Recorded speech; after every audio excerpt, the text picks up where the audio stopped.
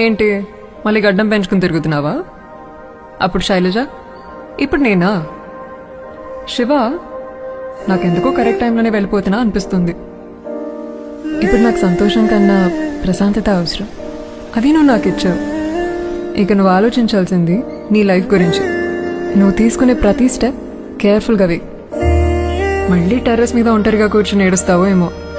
చాలు, చాలా ఏడ్ చేసావు. ఇంకంత హ్యాపీనెస్. అదొక్కటే నేను నీకు ఇవ్వాలనుకున్నా. Hope you will follow. నిన్ను మర్చిపోయానంటే నేను తెచ్చిదాన్ని శివ. ముందే ప్రిపేర్ అయ్యాను గుడ్ బై చెప్పడానికి. రే, నేనేం త్యాగం చేయట్లేదు. ఏదో టైం బ్యాడ్ వచ్చింది అంతే. అవును, ఇప్పుడు ఒకటివే చెన్నైలో ఏం చేస్తావు? ఒకటి చెప్పనా? చెప్తే నీకు కోపం వస్తుంది. ఇదంతా నీకు డైరెక్ట్గా చెప్పాలనుకున్నా, కానీ చెప్తే నువ్వు ఏదో ఒకటి అంటావు. ఎందుకంటే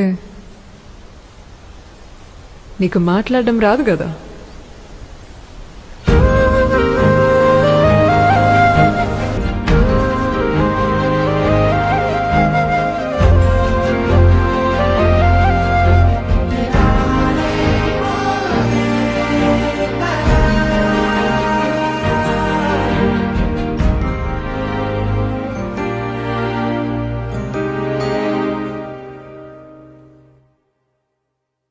Life is all about sudden goodbyes.